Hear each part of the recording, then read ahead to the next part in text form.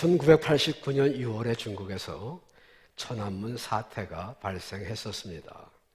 저는 오래전부터 중국 선교를 위해서 기도했고, 그리고 바로 그 해에 중국을 가기로 작정하고 준비해 왔는데 그런 사건이 벌어진 거예요.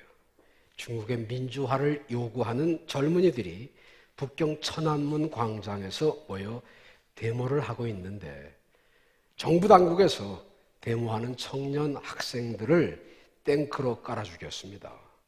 중국에 거주하는 외국인들에게 각 나라 공관을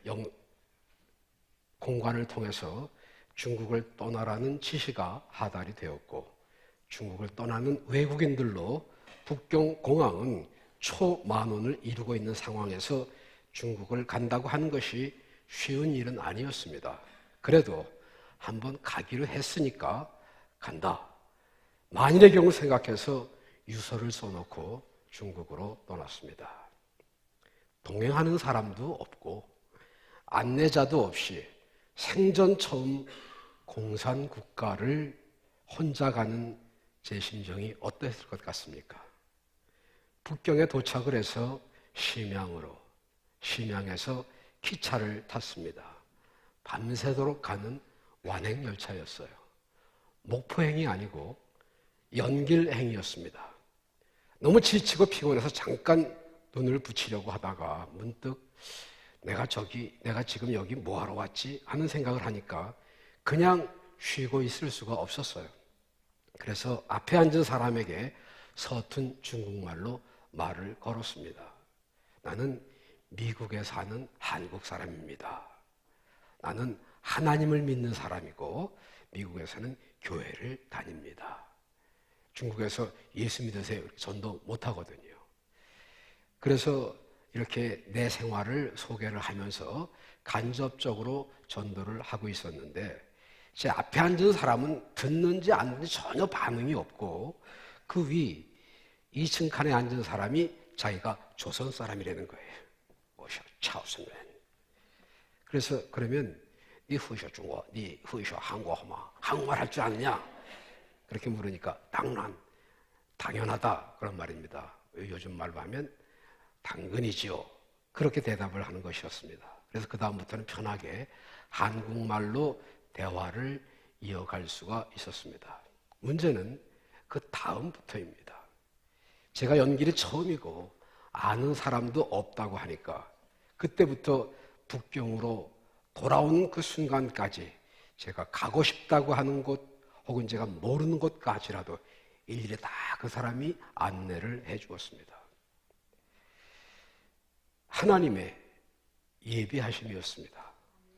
아마 그 열차 안에서 그냥 피곤하다가 쉬었더라면 그 사람을 만나지 못했을 터인데, 그 와중에도 전도를 하려고 하다 보니까 하나님이 예비하신 사람을 만날 수 있었고, 그 사람의 안내로 연길 일정을 잘 마칠 수가 있었습니다. 한 가지 더, 연길에서 지내는 동안 백두산을 가고 싶었습니다. 한국 사람이라면 당연히 백두산 가보고 싶은 마음이 들지 않겠어요? 그래서 관광회사에 연락을 해서 백두산 갈 수 있는 길을 알아보았습니다. 차를 대절해야 되고 안내원 한 사람이 함께 따라가야 되는데 비용은 400원이랍니다. 400원이면 미화 100불 정도의 돈이었어요.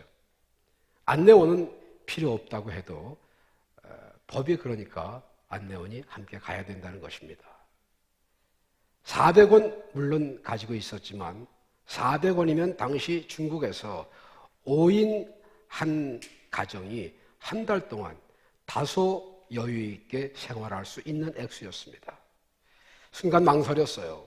그 돈이면 중국에서 사역하는 선교사님이나 사역자들 조금이라도 힘이 되어 드릴 수 있을 텐데, 내가 백두산 구경하러 여기 온 것 아니고 선교하러 왔는데 백두산은 나중에 기회 있을 때 가지 하면서 백두산 관광을 접었습니다. 그래도 여기까지 왔는데 그냥 돌아가는 것은 너무 아쉽지 않나 하는 생각에서 두만강을 가는 것은 어떻겠느냐 하고 물었더니 50원이면 갈 수 있다고 하는 거예요. 그래서 두만강 갑시다. 두만강 가는 길에 가장 마지막에 있는 도시가 도문이라고 하는 도시입니다. 그 도문까지 가면 거기에 담임 목사님이 계시지 않은 조선족 교회가 하나 있었습니다. 그 교회 가서 기도하고 이 지역에 예수 믿는 사람들이 많이 생겨나기를 위해서, 그리고 두만강 중간쯤에 북한과 중국을 경계하는 경계선이 있습니다. 그 경계선을 넘어가서, 그러니까 북한 땅에서 발을 디디고 북한의 복음화를 위해서, 통일을 위해서, 그리고 북한 동포들을 위해서 간절히 기도하고 연길로 돌아오는 길에 차가 고장이 났습니다. 워낙 서금서금했거든요. 아스팔트가 깔리지 않은 비포장도로를 덜커덕거리면서 가는 것도 힘들고 피곤했는데 이게 그나마 고장이 났으니 지금처럼 핸드폰이 있던 시절도 아니고 또 무슨 주변에 인가가 있던 그런 지역도 아니고, 그러니까 그 차가 고쳐질 때까지 1시간이고 2시간이고 몇 시간이고 그냥 기다리고 있어야 되는 그런 상황이었습니다. 한참을 길가에 앉아서 그냥 기다리고 있는데 빛과 번쩍한 차가 쓱 지나가다가 조금만쯤 가더니 딱 서는 거예요. 그러더니 한 사람이 내려서 저한테로 걸어왔습니다. 그리고는 물었어요. 왜 여기 있느냐? 차가 고장이 났습니다. 어디까지 가느냐? 연길까지 갑니다. 우리도 연길까지 가는데 그럼 우리와 함께 가겠느냐? 제가 거절할 이유를 찾아볼래야 찾아볼 수가 없었어요. 찾지도 않았지만. 그래서 그냥 제가 타고 온 그 차 운전수한테 양해를 구하고 저는 그 생전 처음 벤츠 버스를 타고 연길로 돌아올 수 있었습니다. 타보니까 그 안에 한국에서 선교차 관광으로 오신 목사님 2분하고 장로님 18분이 타고 계셨습니다. 저는 미국 시애틀에서 목사라고 소개를 하니까 모두 다 반가워들 하시는 거예요. 그래서 이제 반갑게 그렇게 이제 연길로 가고 있는데 인솔 하시는 장로님이 앞에 딱 나오셔서 내일 아침 8시까지 호텔 로비로 늦지 않게 모이시라고 하시면서 늦으시는 분은 백두산 못 가십니다. 그런 광고를 하시는 거예요. 그래서 제가 옆에 앉으신 장로님에게 백두산 내일 가시는데 저도 함께 갈 수 있겠습니까?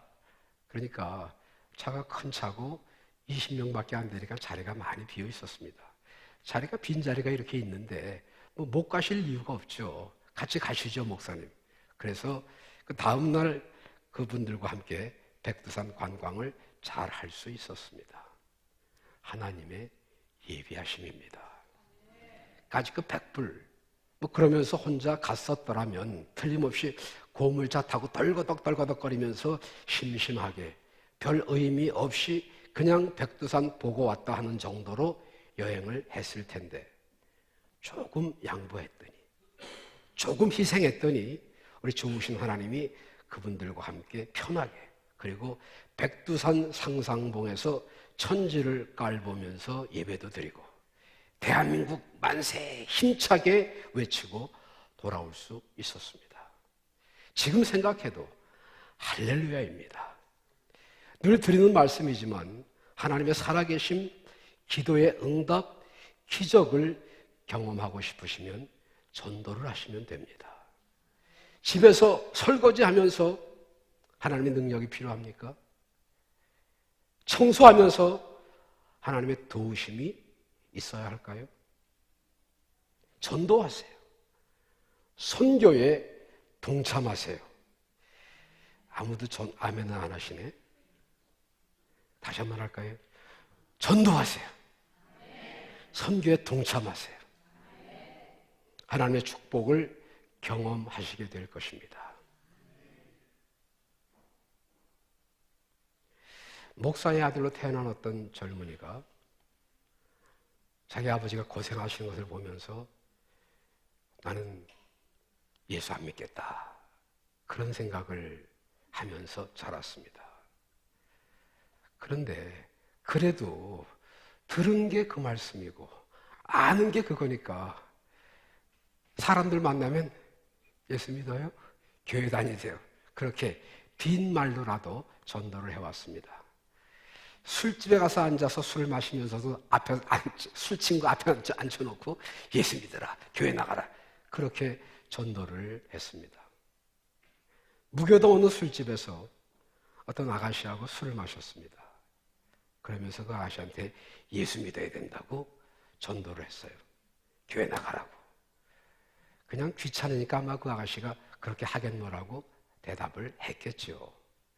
그래서 꼭 약속입니다, 교회 나가야 됩니다, 그렇게 얘기 해놓고 이제 나와서 집을 가려고 버스를 기다리고 있는데 마침 그 아가씨한테 교회 예배가 몇 시입니다, 그 얘기를 안 해준 거예요. 그래서 그 얘기 해줘야지, 그래서 교회 가게 해야지. 그리고는 다시 술집으로 이렇게 가는 동안 불과 몇 걸음을 옮기지 않았는데 꽝 소리가 나서 뒤돌아보니까 차도로 잘 가던 차가 갑자기 인도로 뛰어 올라와서 자기하고 같이 버스를 기다리던 사람들 몇 사람을 치고 그 가게 길가의 상점으로 확 들어가 박혔습니다. 만약에 자기가 그냥 그 자리에 서서 그 버스 기다리고 있었으면 아마도 그 차에 치여서 죽었을지도 모른다는 거죠. 그런데 전도하겠다고, 예수 믿게 하겠다고, 교회 다니게 하겠다고, 그리고 돌이킨 그 순간에 사고가 난 거예요. 하나님이 나를 살려주셨구나.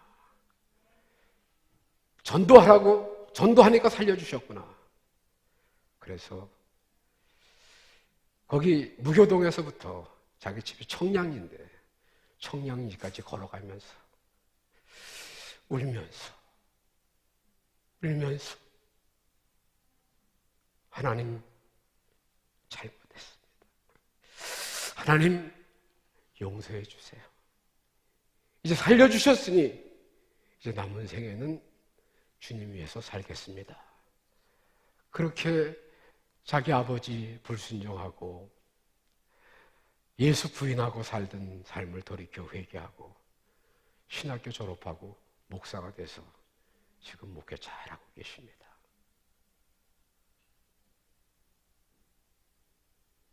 전도하니까 하나님이 그 생명을 살려주셨더라. 그 목사님이 오래전에 우리 교회 와서 부흥회 인도하시면서 그런 간증을 하셨습니다. 전도하면 하나님이 기적을 보여주십니다. 하나님이 축복하십니다.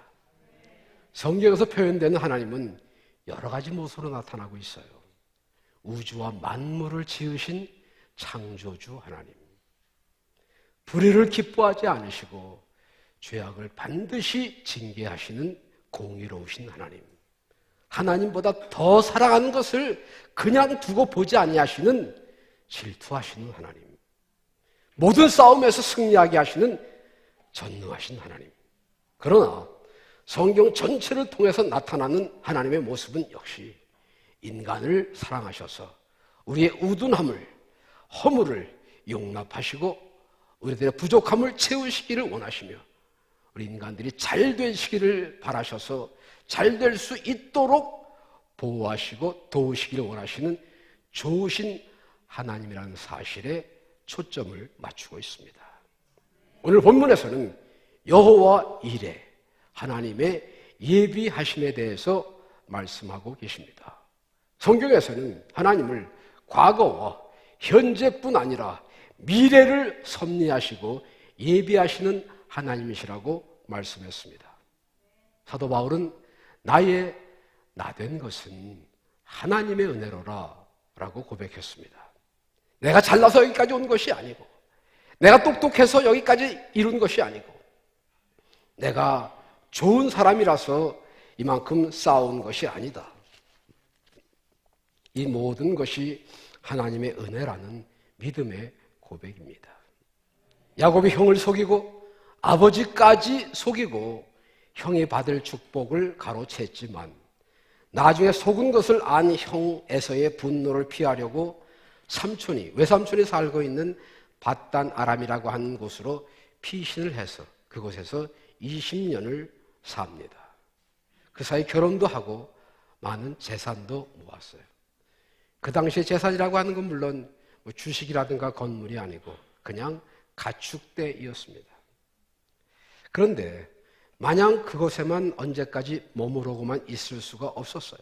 그래서 고향으로 돌아갈 생각을 하고 부인들을 불러놓고 자신의 생각을 이야기해 줍니다. 그리고는 외삼촌 몰래 가족들과 가축대를 끌고 집을 떠났습니다. 야곱 일행이 떠난 것을 뒤늦게 알게 된 외삼촌 라반이 자기 수하들을 이끌고 쫓아왔어요. 야곱은 가족들과 짐승떼가 있었기 때문에 빨리 갈 수가 없었거든요. 외삼촌에게 꼼짝없이 덜미를 잡힐 수밖에 없었습니다. 그런데 그 밤에 하나님이 라반의 꿈에 나타나셔서 야곱을 해치지 못하도록 엄히 경고하셨습니다. 분노를 품고 쫓아왔지만 야곱을 해치지 못하고 그냥 돌아가 버리고 말았어요. 하나님이 지키시지 않으셨으면, 라반의 꿈에 나타나지 않으셨으면 아마도 야곱은 20년 수고와 희생, 빈손으로 끝냈을 것입니다. 그런데 하나님이 지켜주셨어요. 하나님이 함께 하셨습니다. 지금까지 우리의 삶을 돌이켜보면 하나님의 보호하심과 인도하심이 없었던 때가 없었음을 깨닫게 됩니다. 내가 열심히 살아온 것으로 알았어요. 내가 착실하게 일한 것으로 알았어요. 땀 흘려 수고했어요. 그래서 모았습니다. 내가 생각했고, 내가 결정했고, 내가 판단을 잘해서 얻었다고 자부하고 있었던 이 모든 것들이 사실은 하나님이 지켜주셨고 보호하셨고 하나님의 은혜였다는 것을 깨닫는 것, 그렇게 오랜 시간이 걸리지 않습니다. 그래서 시인들은 노래했습니다. 지금까지 지내온 것 주의 크신 은혜라. 이제껏 내가 산 것도 주님의 은혜입니다. 물론 주님의 은혜라고 고백하는 이 순간에도, 그리고 지금까지 살아온 나의 삶 속에 힘들고 어렵고 괴로웠던 순간들이 많이 포함되어 있는 것이 사실입니다. 그러나 그 모든 것이 합력하여 선을 이루게 하시려는 하나님의 섭리가 있다는 것을 깨닫게 될 때에 모든 것이 하나님의 은혜입니다 라고 고백하게 될 것입니다. 사무엘상 7장 12절에서는 이스라엘 백성들을 지키시고 보호하시고 복 주시기 위해서 이 모습 저 모양으로 인도하시는 하나님을 찬양하며 여기까지 도우신 하나님을 에벤 에셀의 하나님이라고 불렀습니다. 대신했음에도 불구하고, 불순종했음에도 불구하고, 어그러진 길로 갔음에도 불구하고 하나님은 저들을 외면하지 아니하시고 저들을 버리지 아니하시고 저들을 지키시고 보호하시고 복 주시기를 원하셨던 좋으신 하나님이셨습니다. 우리의 과거를 지키시고 보호하셨을 뿐만 아니라 지금 현재도 우리와 함께 하시는 임마누엘의 하나님이심을 성경은 말씀하고 있습니다. 신문, 라디오, TV, 뉴스를 뒤덮는 사건, 사고의 소식들이 그칠 날이 없어요. 전쟁에서 죽고 다치는 사람들, 먼 다른 나라의 이야기라고 하더라도 총기 사고, 우리 주변에서 일어나고 있는 자동차 사고, 요즘 비행기 사고도 아주 빈번하게 일어나고 있어요.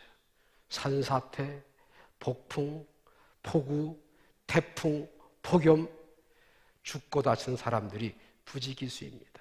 그러면 그렇게 다치고 죽고 하는 사람들이 특별히 운이 나빠서, 아니면 죄가 많아서일까요? 예수님 누가복음 13장 4절에서 이런 말씀하셨습니다. 실로암에서 망대가 무너져 치여 죽은 18사람이 예루살렘에 사는 모든 사람보다 더 죄가 많아서이겠느냐? 아니다. 너희도 언제 무슨 일을 당할지 모른다. 그런 말씀이에요. 생각해보면 이 풍파 많은 세상에서 지금까지 살아있는 것 그 자체가 하나님의 도우심, 하나님의 함께하심입니다. 하나님이 육신을 입으시고 이 땅에 내려오실 때의 천사가 하나님의 인카네이션, 성육신의 이름을 알려주시면서 임마누엘이라 하리라 라고 말씀하셨습니다.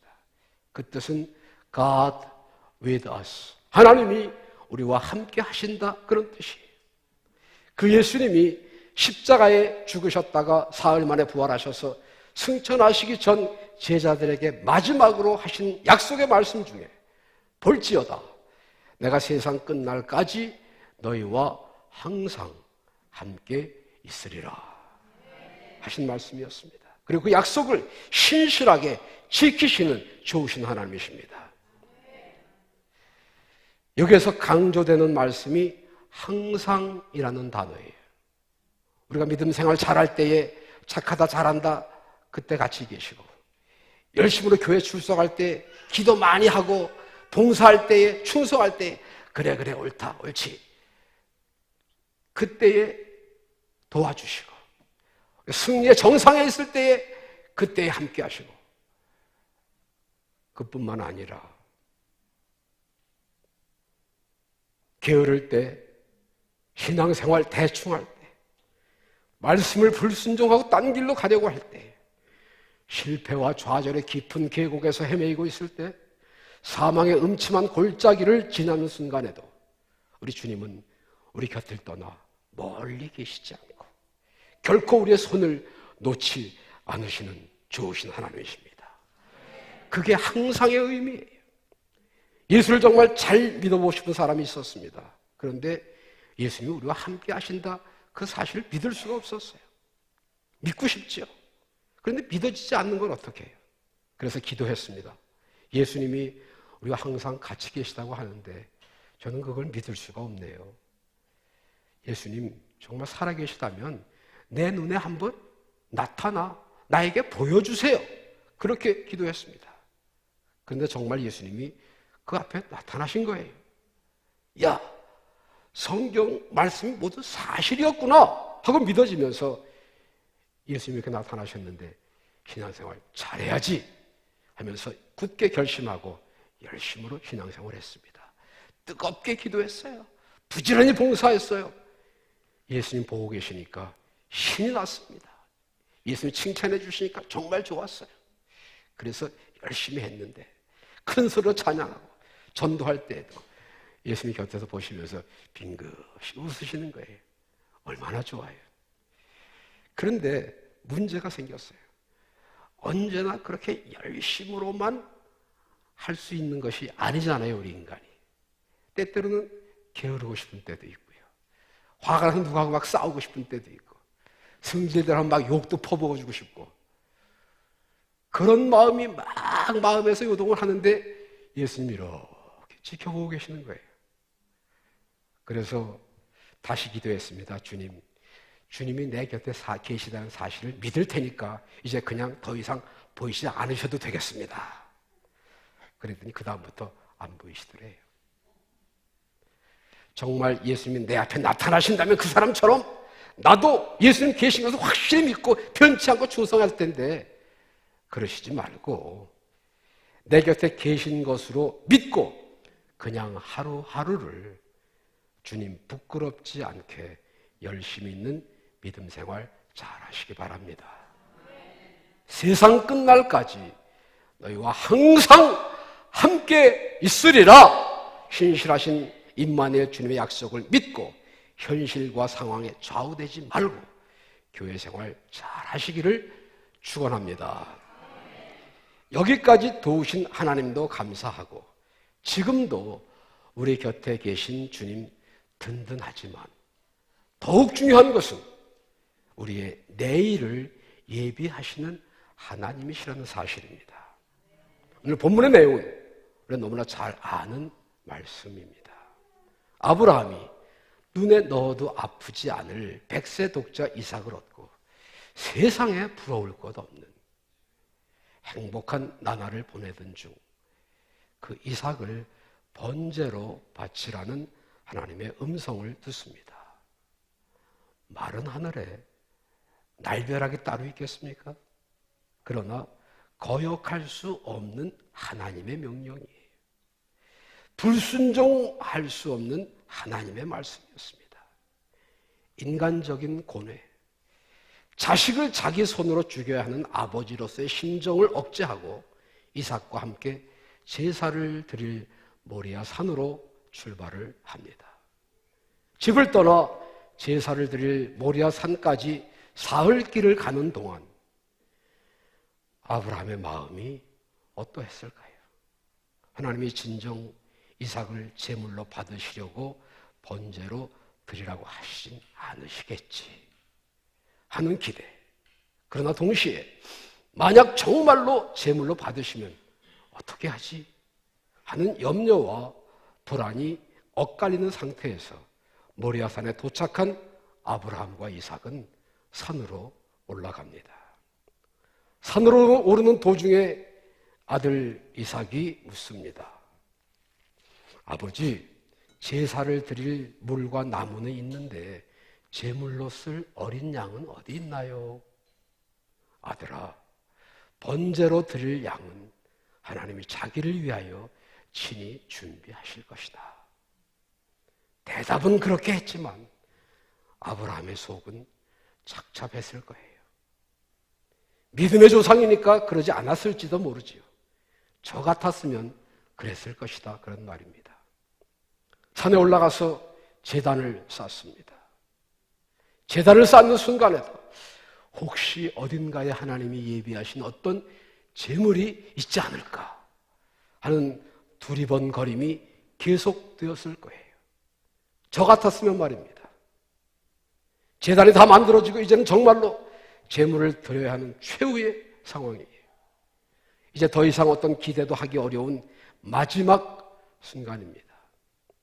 아브라함이 이삭을 제단 위에 올려놓고 칼로 내려치려고 하는 찰나, 아브라함아, 아브라함아! 성경 여러 곳에서 하나님이 아브라함을 부르셨지만 연거푸 2번을 부르신 때는 여기뿐입니다.